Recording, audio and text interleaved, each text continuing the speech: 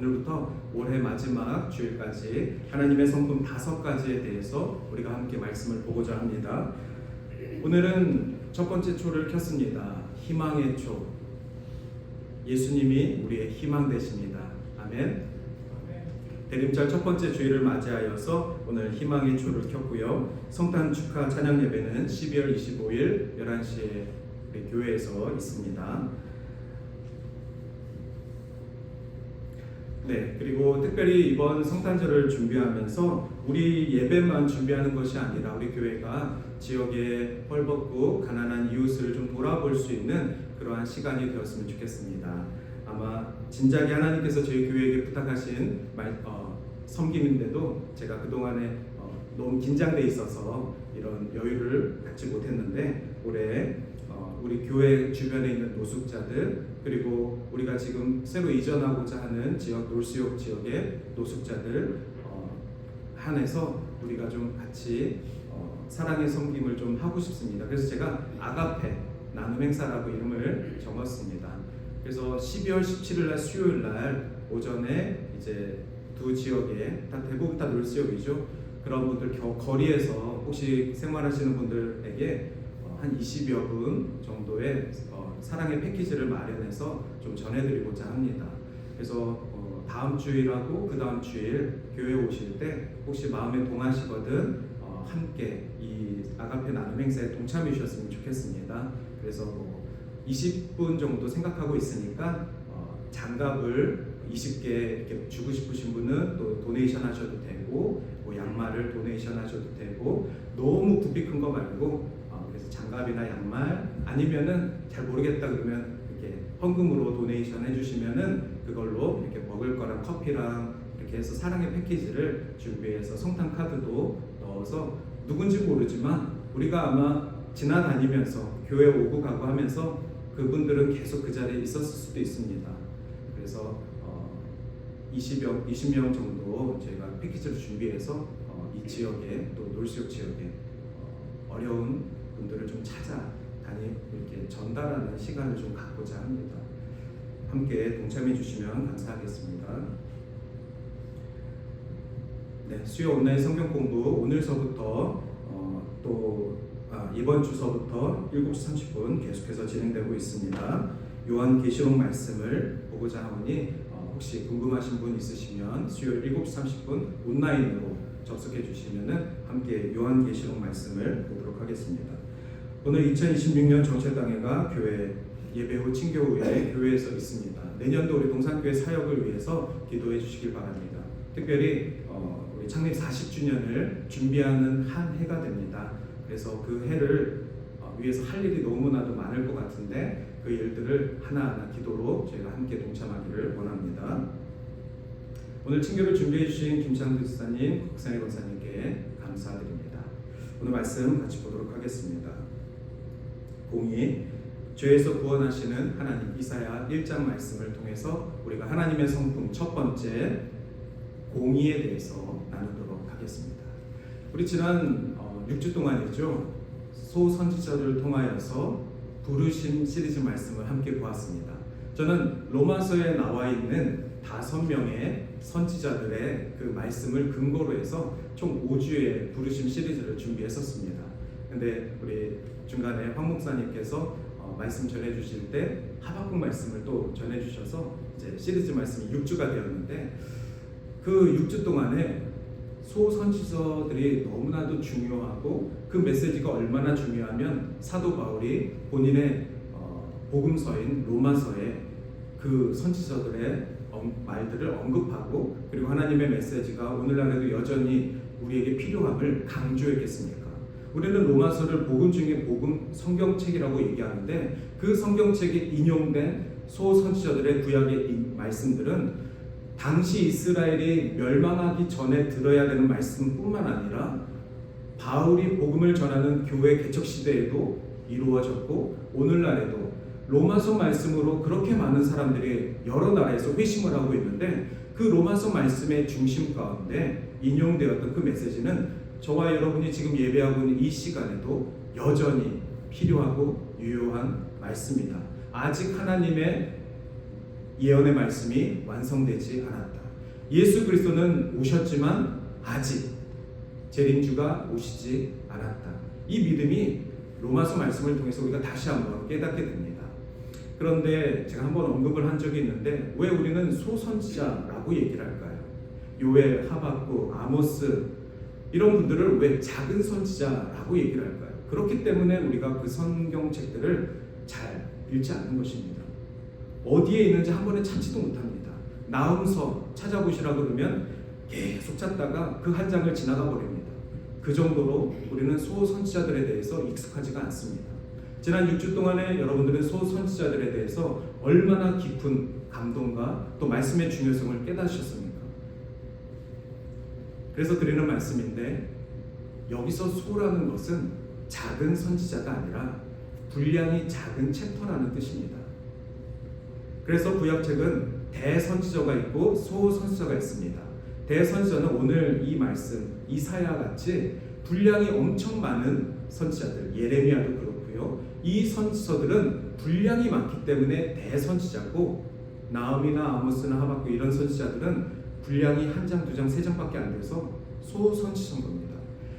선지자가 작고 크고의 문제가 아니라 하나님의 말씀을 들은 자는 작은 자도 큰 자고 큰 자도 큰 자입니다. 하나님의 말씀을 들은 자 가운데 작은 자가 어디 있고 큰 자가 어디 있습니까? 그 말씀을 들은 자가 전하는 메시지는 하나님의 메시지고 그 말씀을 듣고 죄에서 회복되어야 될 그 백성들의 자세는 동일한 것입니다.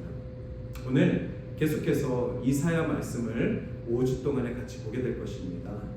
이사야 말씀이 너무나도 많기 때문에 5주 동안 다 들을 수는 없습니다. 그런데 그 중에서 5챕터를 준비해서 이 5챕터를 통해서 하나님의 성품이 무엇인지를 발견하기를 원합니다. 제가 이렇게까지 하나님의 성품을 이사야서를 통해서 정한 이유는 지난 소선지자 말씀을 6주 동안 보면서 결국에는 하나님이 누구이신가? 결국에는 하나님이 나에게 어떤 분이신가? 결국에는 내가 믿는 하나님은 누구이신가가 우리의 마지막 질문이 되는 것입니다. 작은 선지자의 분량의 말씀을 우리가 듣고 익숙하지 않는 나음 선지자의 이름을 우리가 풀이해가면서 결국에는 그의 메시지를 통해 하나님은 누구이신가? 지난주에 말씀을 드렸지만 핍박받는 하나님의 백성의 그 울부짖음의 마지막에 주님 어디 계십니까? 하나님, 나의 하나님 어디 계십니까? 내가 이렇게 힘들 때 주님은 나를 외면하신 것입니까? 이 질문은 무엇입니까? 내가 그동안 믿고 신뢰했던 하나님은 어디 계신 것입니까? 라는 기도입니다. 즉 우리들의 마지막 질문은 하나님은 누구이십니까? 그렇다면 우리에게 호흡이 있고 우리에게 정신이 멀쩡하고 우리에게 아직 기회가 있을 때 우리가 진지하게 고민해 봐야 될 신앙의 문제는 하나님이 누구이신가? 오늘 말씀을 들어가기 전에 제가 한 구절을 여러분들께 보여드리고 싶습니다. 말씀은 없고요. 베드로후서 1장 4절 말씀을 제가 잠깐 읽어드리겠습니다. 이로써 그 보배롭고 지극히 큰 약속을 우리에게 주사 이 약속으로 말미암아 너희가 정욕 때문에 세상에서 썩어질 것을 피하여 신성한 성품에 참여하는 자가 되게 하려 하셨느니라. 베드로후서에서 베드로는 이렇게 이야기했습니다. 교회 성도들이여, 여러분들은 신성한 성품에 참여하는 자가 되셔야만 합니다. 이 신성한 성품이라는 것이 바로 하나님의 성품인 것입니다. 하나님의 성품에 참여하는 자가 되셔야 합니다. 이게 베드로가 교회 성도들에게 주는 당부의 메시지입니다. 오늘 하나님의 성품 닮아가기, 하나님의 성품 학교, 여러 주제들이 그동안 많이 있었습니다. 저는 다시 한번 여러분들에게 여러분들은 하나님의 성품에 얼마만큼 닮아가고 계십니까? 그 주제를 여러분과 함께 5주 동안 또 올 해가 마무리되기 전까지 함께 고민해 보길 원합니다. 그리고 오늘 대림절 첫 번째 초를 켰습니다. 즉 교회의 첫 번째 주기입니다. 교회력으로 52주가 오늘부터 시작인 것입니다. 우리는 신정도 있고 부정도 있죠. 1월 1일 신정도 세지만 음력으로 구정도 셉니다. 똑같이 교회에도 12월 31일도 있지만 오늘이 교회력의 시작입니다. 우리의 신앙의 교회 일꾼으로서 멤버로서 교회의 시작은 오늘입니다. 왜 그렇죠? 예수님이 이 땅에 오심을 기다리는 4주의 첫 번째이기 때문에 그렇습니다. 우리의 신앙의 중심은 예수 그리스도인데 예수가 이 땅에 오심이 우리 신앙의 중심인데 그분을 기다리는 4주가 우리 신앙의 시작이라는 것입니다. 교회의 시작이라는 것입니다. 그러면 오늘이 얼마나 중요한 날입니까? 예수님을 기다리며 하나님이 누구이신지를 질문하고 그 답을 찾아가며 예수님이 이 땅에 오심을 셀러브레이션하는 날입니다. 저는 이번 성탄이 우리에게 첫 번째는 나의 하나님은 누구이신가를 정확하게 알고 두 번째는 나의 구주 예수 그리스도를 저는 4주 동안 기다립니다. 저는 그분을 향한 나의 믿음으로 그 성탄을 준비합니다. 이 믿음이 오늘 첫 번째 초와 함께 주님만 바라볼 수 있는 시간 되기를 원합니다. 그래서 오늘부터 우리는 하나님의 성품에 나는 닮아갈 수 있는가? 하나님의 성품이 무엇일까? 라는 질문으로 하나님의 성품 가운데 내가 조금이라도 닮은 구석이 있을까? 이 주제로 함께 우리의 신앙을 한 걸음 더 주님 앞에 들어가길 원합니다. 여러분, 하나님을 본 사람이 없습니다. 그런데 우리는 하나님이 어떻게 생겼는지 궁금해합니다. 하나님이 누구인지도 모르면서 하나님이 어떻게 생겼는지를 사람들은 우상을 통해서 알려줍니다. 세상의 많은 종교들이 신이 어떻게 생겼을 거라 추측하면서 우상을 만듭니다. 그 우상은 시대와 나라를 거듭해가면서 비슷하게 카피 앤 페이스트가 되어서 계속해서 신이 어떻게 생겼는지를 알고 싶어 합니다. 그런데 성경에서는 한 번도 하나님이 어떻게 생겼는지를 말해주지 않습니다. 오히려 하나님의 성품이 어떤 분이신지를 알려줍니다. 그렇다면 우리 성도들은, 하나님의 백성들은 하나님이 어떻게 생겼는지를 궁금해하는 것이 아니라 하나님의 성품이 무엇인지를 궁금해하는 것입니다. 하나님이 이미 말씀을 통해서 하나님의 성품이 무엇이라고 증거된 바가 있는데 그 성품이 무엇인지 알고 하나님과 닮아가려고 하는 그 믿음이 우리에게 필요한 것이죠. 그것이 제대로 되어 있지 않을 때 우리는 계속해서 곁길로 하나님은 어떻게 생겼을까? 하나님은 남자일까? 하나님은 여자일까? 하나님은 돈이 많으실까? 계속해서 하나님의 외모에 대해서, 하나님의 능력에 대해서, 하나님이 나에게 무엇을 주시지에 대한 그 보따리에 대해서만 우리가 관심을 갖는 것입니다. 그런데 하나님은 성경에서 그러한 것들에 대해서 나타내시기보다는 나는 어떤 사람이다, 어떤 성품을 갖고 있는 분이다. 정 궁금하시면 하나님은 이렇게 자신을 표현했습니다. 나는 여호와라. 이 여호와라는 뜻이 나는 스스로 있는 자니라. 모세가 하나님을 만났을 때 하나님은 모세에게 뭐라고 말씀하셨죠? 나는 스스로 있는 자니라. I am who I am. 나는 그 누구도 나를 창조한 적이 없다. 나는 처음부터 스스로 있는 자니라. 이것이 나는 여호와라는 뜻입니다. 이것이 하나님이 모세에게 내가 누구인지를 밝힌 것입니다. 하나님은 모세에게 얼굴을 드러내지 않으셨습니다. 왜 그렇죠? 모세가 하나님의 얼굴을 보는 순간 모세는 죽기 때문에 그렇습니다. 하나님이 에덴에서 아담과 하와를 내쫓을 때 다시는 나의 얼굴을 보지 못할 것이다. 다시는 너희가 나를 대면하지 못할 것이다. 그러는 날 너희들은 죽을 것이다. 아담의 죄악 이후로 우리 인간들은 하나님의 얼굴을 보는 즉시 죽습니다. 그런데 사랑의 하나님께서 당신을 드러내시기 위해 이스라엘 백성 중에 지도자였던 모세를 불러내셔서 나는 스스로 있는 자니라. 나는 여호와라.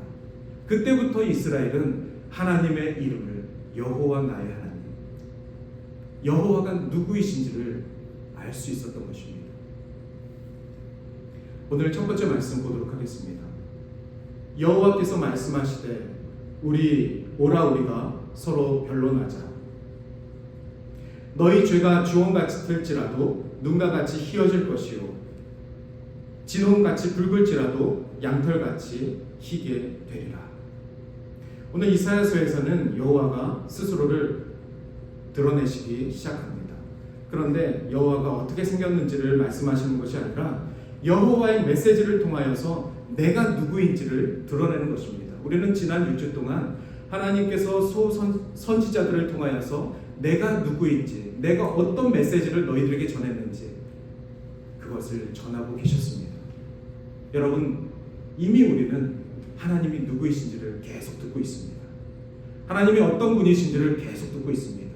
지난 우리 4주 동안의 수요 성경 공부 때 요한 1, 2, 3서를 통하여서 결국 우리는 하나님을 어떻게 정의하고 있습니까? 하나님은 사랑의 하나님이시다. 어떻게 그 주제가 나왔는지를 우리는 요한의 편지를 통하여서 계속해서 묵상하였습니다. 하나님은 이렇게 자신의 성품을 드러내시길 원하십니다. 그런데 그 수많은 성품들 중에 하나님은 오늘 우리 말씀을 통하여서 공의의 하나님을 우리에게 알려주신 것입니다. 오늘 내가 하나님은 공의의 하나님이야, 이 말씀을 듣고 평생 하나님은 공의의 하나님으로만 기억하시면 그분의 신앙이 굉장히 가느다란 신앙이 됩니다. 하나님은 우리가 정의할 수 없습니다. 오늘 심지어 제가 하나님은 공의의 하나님이라고 외치고 여러분 중에 그 말씀의 은혜가 돼서 공의의 하나님, 공의의 하나님, 공의의 하나님 70년을 공의의 하나님만 외친다면 그분은 하나님을 아주 가나다란 실가닥으로만 이해할 것입니다. 우리는 하나님을 다 이해할 수 없고 우리는 하나님을 다 정의할 수 없습니다. 그만큼 하나님은 위대하신 분이십니다. 그런데 하나님께서 스스로를 우리에게 나타내신 바 되셨으니, 하나님이 인간에게 원하시는 것을 말씀하신 바 되셨으니 그 말씀을 통해서 우리가 하나님을 조금 알게 되는 것이죠. 오늘 공의 하나님을 묵상하며 이 말씀을 준비하면서 제가 주중에 재미있는 장면을 목격했습니다. 주중에 우리 백경희 권사님 댁에 방문하여서 권사님을 모시고 놀수욕으로 가는 일정이 있었습니다. 제가 이제 권사님 댁에 도착해서 권사님 제가 도착했습니다 하고 전화를 드리고 권사님이 이제 엘리베이터를 타고 내려오는 그 순간까지가 한 5분 정도밖에 안 걸립니다. 5분에서 때로는 뭐 6, 7분. 그러면 저는 차에서 이렇게 있는데 그 짧은 시간 동안 저에게 보여준 장면은 충격이었습니다. 권사님 얘기가 아닙니다. 권사님 사는 동네에 있는 이야기입니다. 저는 차 안에 있었기 때문에 제가 보는 세상은 제 유리창 네모난 것뿐이 없습니다. 그리고 이미 차는 정차되어 있기 때문에 제가 그 사람을 보려고 간 것이 아니라 그 사람이 제 차 앞에 지나가는 길이었습니다. 어느 한 60대 남성께서 이 한 손에 그 묵주라고 하나요? 이렇게 목걸이 같은 거를 이렇게 손에 들고 이렇게 계속 굴리면서 걸어가시는데 마침 제 앞에 쓰셨습니다. 그분은 저를 본 거 아니겠죠. 저는 기다리면서 그분의 손이 보였습니다. 얼굴도 안 보이는데 손이 보였어요. 그래서 저분이 지금 길거리를 가시면서 기도 중이시구나 이렇게 생각을 했습니다. 이 손이 계속 이렇게 가시는데 그래서 저 혼자 생각에 저분은 산책하면서 기도하시는구나 이렇게까지도 좋게 생각했습니다. 근데 갑자기 얼굴이 화가 나신 얼굴로 바뀌시는 거예요. 가만! 그러고선 제가 이렇게 봤더니 조그만 개가 이쪽 손에서 끌려오고 있는 것입니다. 그래서 이렇게 봤더니 개가 응가를 하려는지 안 가려고 거기 딱 제 앞에 이렇게 있었던 거예요. 근데 저는 차 안에 있었기 때문에 개는 안 보였고 그 아저씨의 왼손에 있는 묵주 손만 보였습니다. 그러고서 이렇게 한참 보고 있었습니다. 근데 이쪽 손으로는 개를 끌고 이쪽 손으로는 묵주를 돌려가면서 기도를 하셨는지 모르겠지만 기도를 하시는데 기도를 하시는 화를 계속 내시는 거예요. 근데 걔는 안 가고 계속 이렇게 볼일을 보더라고요. 우리들의 신앙의 모습이 불현듯 오버랩이 됐습니다. 우리가 하나님 앞에 어떤 정성을 다해서 어떤 상황에서도 기도를 하는데 정말 순식간에 우리는 화를 내는구나. 순식간에 우리는 우리의 성질을 참지 못하는구나. 그런데 그 화를 내는 도중에도 하나님께 기도를 하고 있구나. 그 얼굴에, 그 입술에 그것이 다 보였습니다. 저는 제 차 안에서 보는 그 네모난 장면이었지만 한편에 우리 신앙인의 영화를 보는 것 같았습니다. 그분만의 문제가 아니죠. 우리들의 문제일 수도 있습니다. 기독교의 문제일 수도 있습니다. 아니 다른 종교들의 문제일 수도 있습니다. 종교를 종교로만 보는 사람들의 문제일 수도 있습니다. 자, 다른 종교 말고 우리가 믿는 하나님 앞에 우리는 어떤 모습으로 기도하고 있습니까? 그런데 그 기도하는 삶 가운데 순간순간 화를 내고 있지는 않습니까? 그런데 그것을 누군가가 지켜보고 있다라고 생각해 보십시오. 아무도 지켜보지 않아도 우리 하나님께서 그 모습을 지켜본다라고 생각해 보십시오. 저에게는 그 장면이 일주일 동안 잊혀지지가 않았습니다.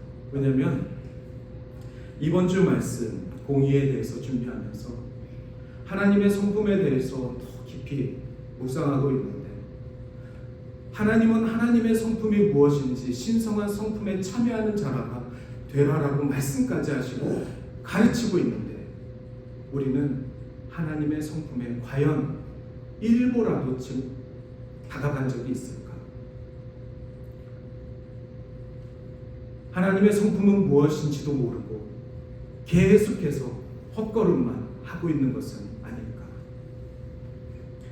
공의란 하나님께서 악을 그냥 넘기지 아니하시고 회개하는 자를 다시 살리시는 성품입니다. 하나님의 성품 첫 번째 공의란 하나님은 절대 악을 내버려 두지 않으시고 동시에 회개하는 자를 다시 살리신다는 성품이십니다. 여러분이 공의의 하나님만 믿고 평생 공의만을 기억한다면 여러분은 두려워서 하나님을 바라보실 수가 없습니다. 심판의 하나님, 우리 지난 몇 주 동안에 보았죠. 하나님께서 심판하시겠다. 북이스라엘을 심판하고 남유다를 심판하고, 이 심판의 메시지는 700년 전 이야기가 아니라 오늘날 바울이 섬기고 있는 그 교회에게도 동일하게 인용되고 있으며 하나님의 말씀은 여전히 여전히 우리에게 적용되고 그 말씀의 심판의 일원이 이루어지지 않았다. 그 말은 하나님은 여전히 우리 가운데 공의 하나님이시라는 것입니다. 여러분이 이해하고 받아들이고 동의하지 않더라도 하나님은 하나님 되십니다. 여러분이 공의를 아무리 받아들이고 싶지 않은 여러분의 신앙 가운데 저는 공의 하나님 싫습니다, 저는 사랑의 하나님만 바라보겠습니다 하셔도 하나님은 하나님이십니다. 하나님은 스스로 계신 분이십니다. 우리 누구도 하나님을 공의의 하나님으로 부인할 수가 없습니다. 그러면서 1장 19절에 이렇게 나옵니다. 너희가 즐겨 순종하면 땅의 아름다운 소산을 먹을 것이요. 우리의 신앙은 항상 여기서 머물죠. 순종하며 하나님이 주시는 것을 누리며 살기를 원하죠. 이것이 우리의 신앙의 모습입니다. 그런데 공의의 하나님은 20절까지입니다. 너희가 거절하고 배반하면 칼을 삼켜질지다.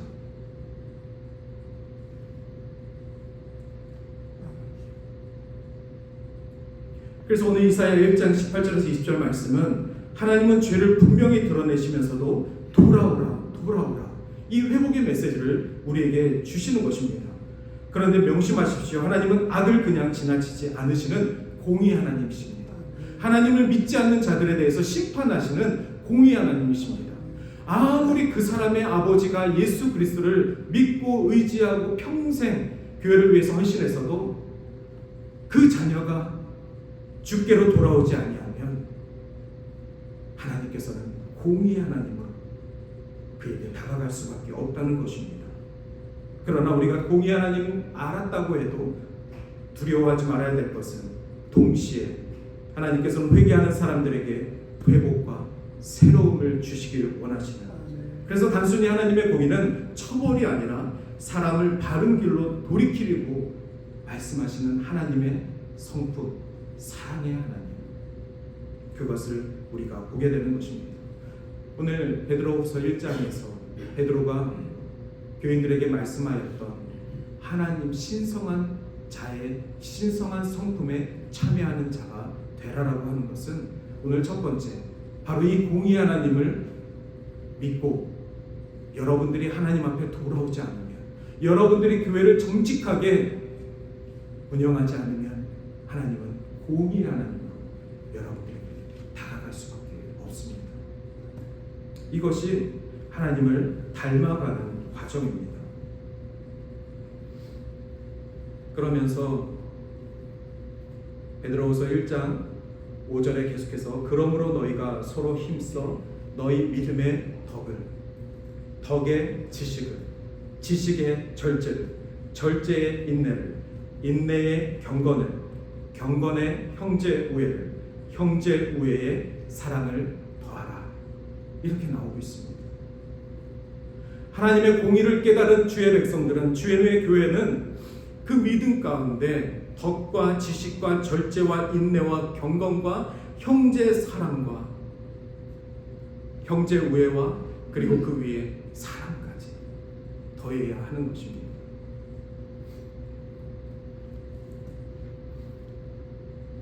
공의로운 사람은 옳고 그름을 말하되 사람을 살리는 방식으로 사랑을 가지고 하나님께서 우리를 품어주시고 용서해 주셨던 그 사랑처럼 우리 또한, 우리가 공의로울 수는 없습니다.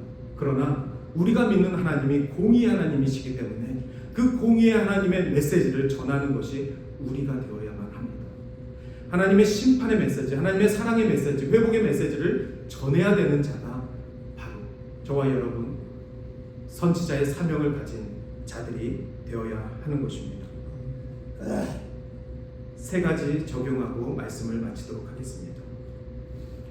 첫 번째, 우리는 하나님 앞에 정직하게 살아가야만 합니다. 정직할 수 없는 사람입니다. 그동안에도 정직하지 않았습니다.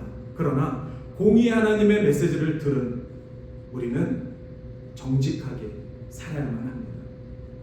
여러분 삶 속에서 정직의 시험은 여러분이 가장 잘 알 것입니다. 어떤 순간순간마다 정직이 요구되는 그 상황들 속에서 공의의 하나님을 기록하십시오. 두 번째는 진리를 말하되 상대방의 회복을 생각하십시오.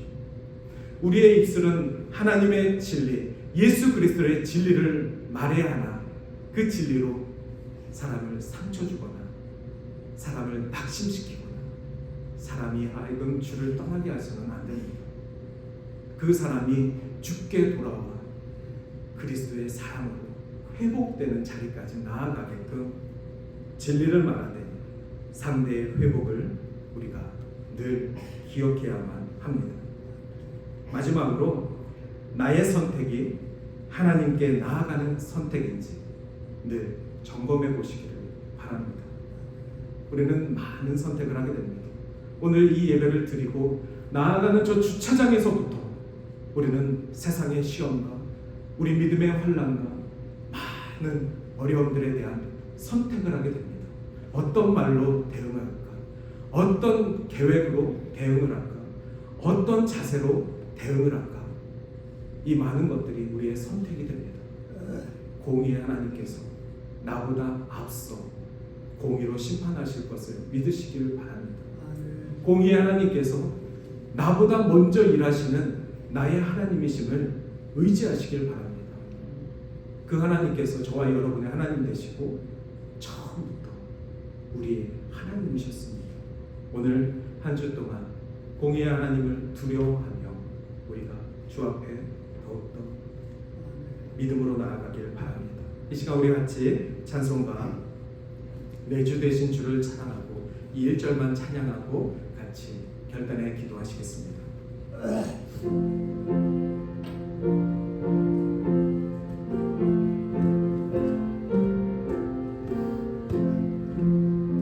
내 주 되신 주를 참 사랑하고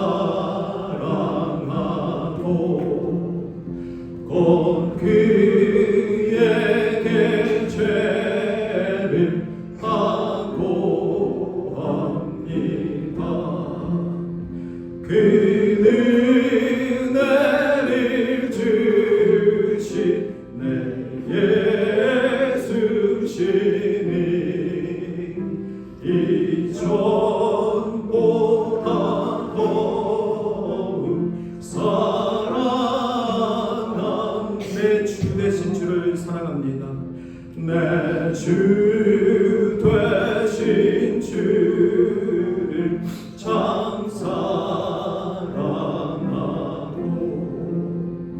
곧 그에게 죄를 하고합니다.